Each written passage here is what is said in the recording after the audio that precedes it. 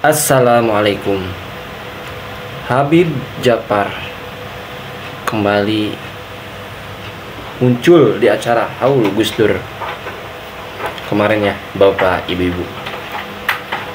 Di sini juga dihadiri dengan tokoh-tokoh agama NU yang mana sangat-sangat banyak, dan sahabat-sahabat Gus Dur yang masih ada. Coba seperti apa sih penyampaian dari Habib Djafar ini? Tapi nanti kita akan melihat sedikit cuplikan dari Gus Mus ya, ceramahnya. Oke, kita ke videonya. Dan Jepang ya. Pertama, Mbak Alisa, saya curiga teman-teman tetap nonton. Karena sekarang nonton nggak mesti di TV ya, di HP, bisa di HP. Jadi tidak menutup kemungkinan teman-teman di sini sebenarnya tetap nonton, iya kan? Tapi yang jelas, ketimbang nonton di sana, kalau kita mau membandingkan, lebih baik hadir di sini. Karena kenapa? Pertama, ada keberkahannya. Yang kedua, Anda bisa tetap nonton dari sini. Kemudian yang ketiga, yang paling penting adalah di sana Indonesia kalah, tapi di sini Indonesia menang. Iya, di sana Indonesia kalah 4-0. Di sini sudah pasti Indonesia menang tuh. Karena di sini kita berbicara tentang kemanusiaan, perdamaian, ketauhidan, dan nilai-nilai mulia yang telah diajarkan oleh Gus Dur. Jadi Anda gak gambling kalau di sini. Di sana agak berjudi tuh Anda. Bisa kalah, bisa menang tuh. Kalau di sini sudah pasti menang karena Anda berdiri untuk Indonesia, untuk kemanusiaan, untuk persatuan dan lain sebagainya.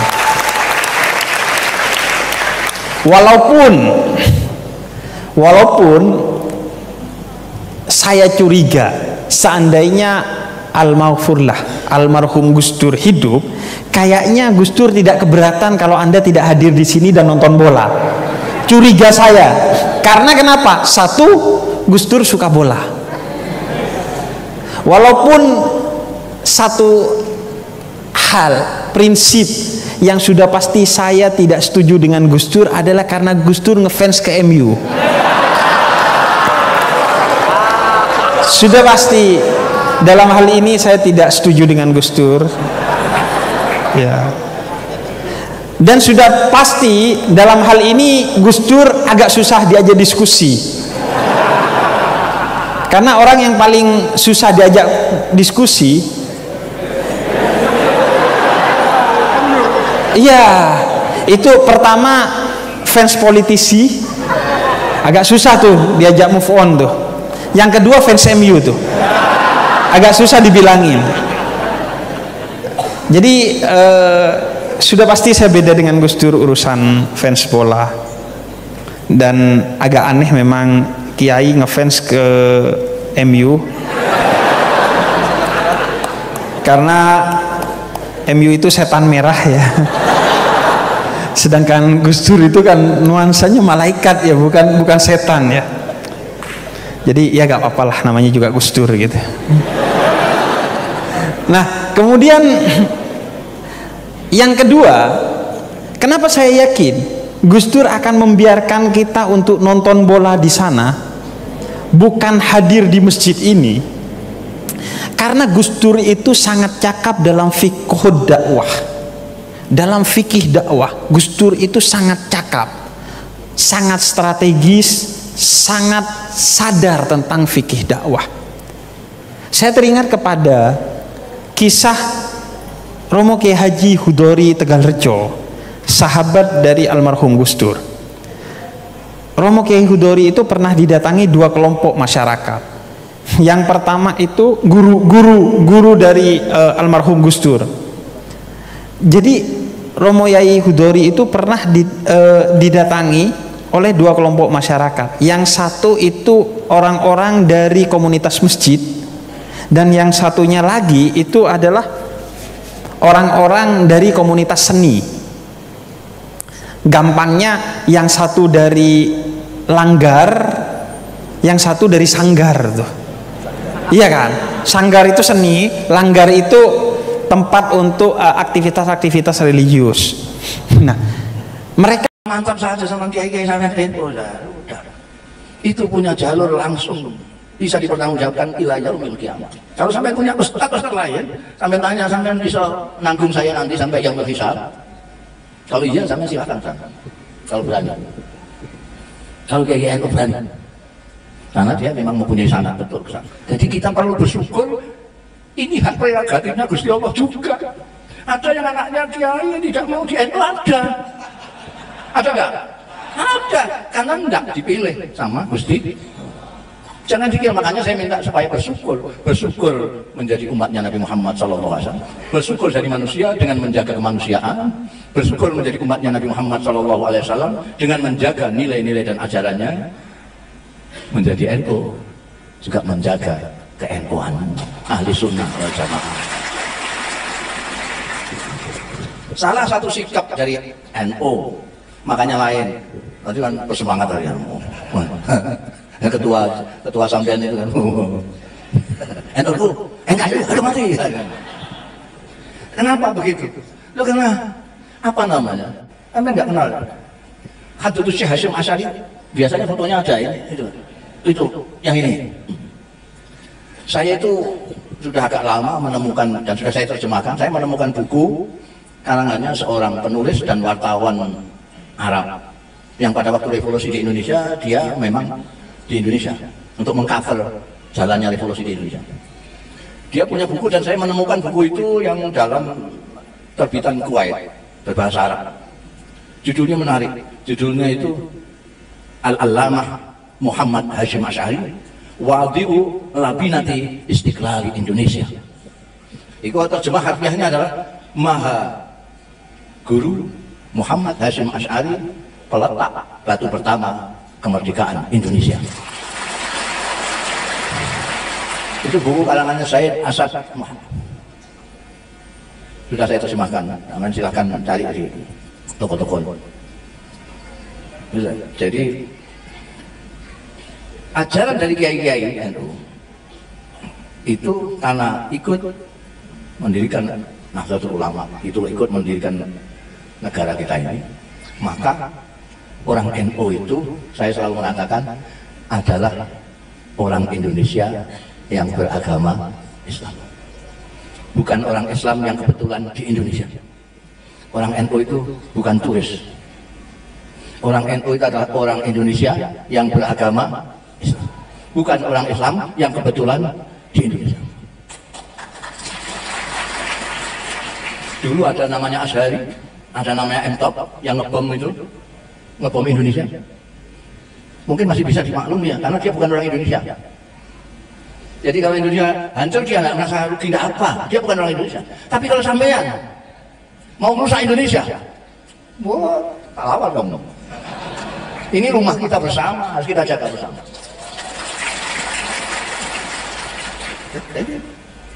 Itu tadi sudah kita bersyukur karena manusia dengan menjaga kemanusiaan kita, bersyukur menjadi umatnya Nabi Muhammad SAW dengan menjaga nilai dan ajarannya Nabi Muhammad SAW, bersyukur menjadi orang NU dan melaksanakan ajaran-ajaran NU. Ada lagi satu lagi, belum jam 2.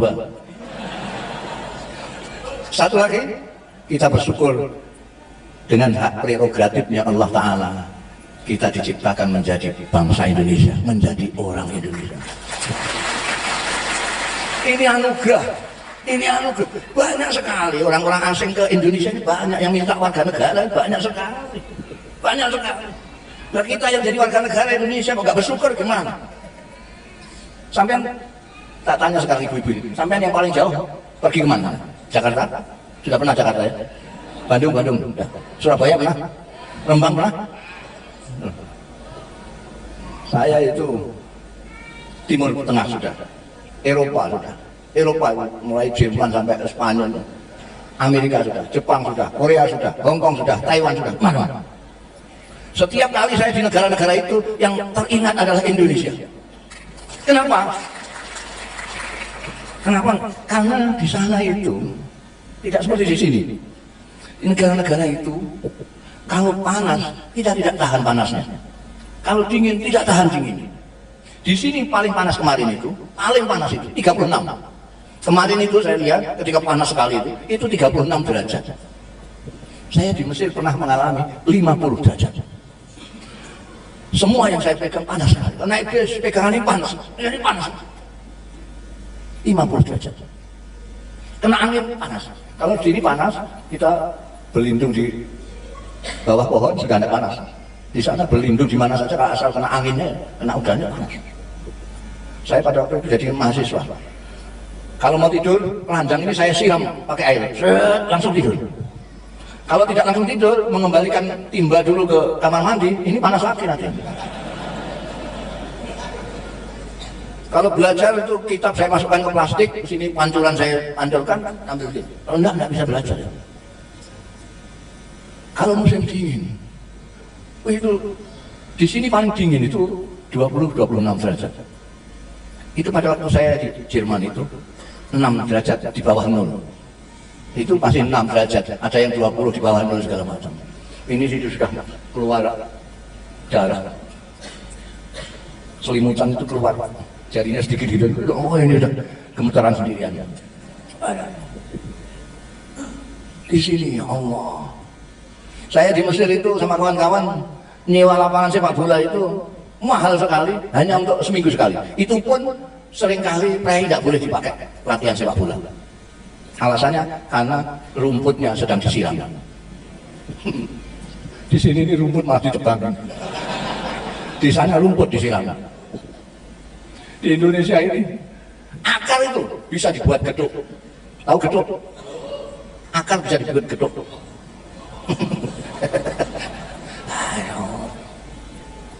Indonesia ini dulu ada Grand Syekh, Syekhul Azhar itu ulama yang terbesar di Mesir. Di bawahnya ada mufti. Kalau presiden mau ngangkat menteri agama, di sana namanya Wazirul Auqaf ad-Din. Itu harus lewat Grand Syekh. Itu yang pernah Grand Syekhnya Syekh Syautut itu pernah ke Indonesia. Orang Mesir itu lebay, bahasanya anak muda itu lebay. Lebay itu mubalaghahnya kelebihan. Mubalaghahnya itu balik sekali. Jadi begitu datang di sini dibawa ke Bogor, dibawa ke apa namanya yang di Bogor itu Kebun Raya Bogor. Dibawa ke Kebun Raya Bogor. Masya Allah, tabarakallah. Ini jangan-jangan nanti orang Indonesia tidak kaget ketika ke surga. Itu lebaynya di situ, lebay. Mubalaghah. Kalau tidak kenal orang Mesir, wah ini penistaan, mesti gitu.